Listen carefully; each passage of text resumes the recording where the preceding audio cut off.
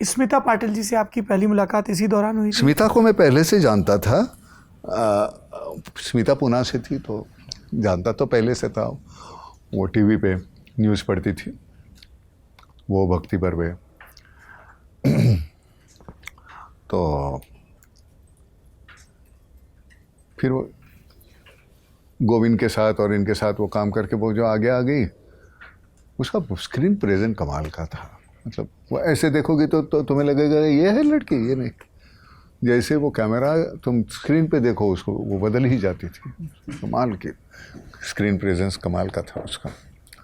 तो वो एक दिन मुझे कहती कि वो ऐसे ऐसा फिल्म बन रही है। मैंने कहा मैं फिल्म में काम ही नहीं करना, मुझे I am happy with theatre. नहीं तो ज़बरदस्ती मुझे ले गई B.R. चोपड़ा जी के साथ। उनका बेटा रवि चोपड़ा डायरेक्ट कर रहा था आज की आवाज़। और वो उसमें एक 4 हेंचमैन थे जो एक ऐसे ही रेपिस्ट बच्चे थे। उसमें से एक रोल हमको ऑफ़र किया। अब मैं यहाँ मैंने क्या बोला वो बोल नहीं सकता। आपने गालियाँ बकी? हम तो मतलब वो आ गई बाहर। यार क्या हम एक्टर है, ऐसे ये काम करने को बोलते हो तुम मुझे? इतना सब कुछ करने के बाद आपने देखा है हमारा काम, किस तरह का रोल आप हमको ऑफ़र कर रहे हो। और मैं बोल के मैं नीचे उतरा। वो नीचे से स्मिता ऊपर आ रही थी। क्या हो गया? मैंने कहा यार बकवास आदमी है यार, ऐसे रोल ऑफ़र करते हैं, ये कोई तरीका है? ये बातचीत मराठी भाषा में चल रही थी? हाँ अगं हे काय त्याला काय कळायला पाहिजे। मी काय आम्ही काय मैं मुंह में मेरी गंदी जुबान है मेरी, तो आम्ही काय झक मारतो का आम्ही मराठीमध्ये? इतकं छान काम केल्याने आम्हाला हिंदीमध्ये असला रोल देतात। नाही करायचा मला काय, मैं हिंदी म्हणजे काय नहीं करूँगा, क्या फ़र्क पड़ता? नहीं तू ठहर। फिर ऊपर गई, कुछ बात की, फिर नीचे आए। अच्छा तू तो वो रोल करेगा क्या, वो मेन जो विलन का है वैसा? मैंने कहा एक शर्त पे मैं लिखूँगा, वो जो है लिखा हुआ वो सही नहीं है, मैं लिखूँगा मुझे जैसे। अब यार रवि चोपड़ा B.R. चोपड़ा जी का लड़का, उन्होंने काम किया हुआ। वो एक कोई नया बच्चा आता है और ऐसे बेशर्मी से ऐसे बात कर रहा है। तो उन्होंने भी कहा ठीक है लिख लो। अब इंसाफ का तराजू बहुत चली थी फिल्म, और शब्द कुमार हमारे जो बहुत बड़े राइटर थे उन्होंने डायलॉग लिखे थे। अब उनको मैंने कह दिया तो थोड़ा सा, लेकिन वो बहुत कमाल के थे यार। मतलब ये मेरी ज़्यादती थी। तो उन्होंने कहा हाँ लिख लो ना आप लिख लो। तो मैं लिख के लेके गया कुछ, उनको पसंद आया।